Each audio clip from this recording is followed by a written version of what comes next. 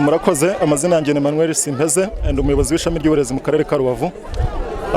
Turashima muri rusange uburyo ibizamini byateguwe muri rusange. Twagiye tugerageza gukurikirana kuganira n'abana basoje ikizamini, tugakorana nabo rasamburoma mu gitondo na nimugoroba gisoje. Icambere nuko wumvaga bifitiye icyizere n'uburyo bizamini byari biteguwe, bashima ko byari biteguwe neza. Muri rusange tukanashima imyitwarire y'abana. Turashima rero umuryango mugari, ababyeyi, inzego z'ibanze twafatanije mu gukurikirana n'ubwitabire bw'abana. Tugasaba ko bufatanye muri rusange bwajya bukomeza kugira ngo imyigire y'umwana igende neza. Nitwa Hitimana Nkuranga Axel Jonathan, nakoreye ikizami kuri College de Gisenyi Nyamiramihigo. Mfite icyizere kandi ko nzagira amanota meza ashimishije.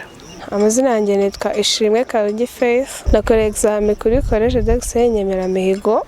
Mfite icyizere cy'uko ngewe nzatsinda examen kuko nazitekerezaga numvaga zizaza zikomeye ariko ntabwo zari zikomeye. Nitwa Niyomuremyi Kado, niga kuri GSH Muto TSS. Tukaba twizeye ko ibizamini tuzabitsinda kuko nk'abakandida turategurwa cyane kandi bihagije.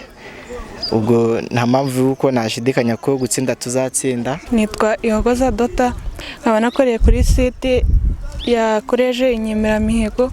Ko ibizamini bitekerezaga ntabwo ariko byari bimeze, dufite icyizere yuko Imana izadufasha tugatsinda. Rwongere Clementine, nkaba ndangije ikizamini cya O-level muri uyu mwaka wa 2025.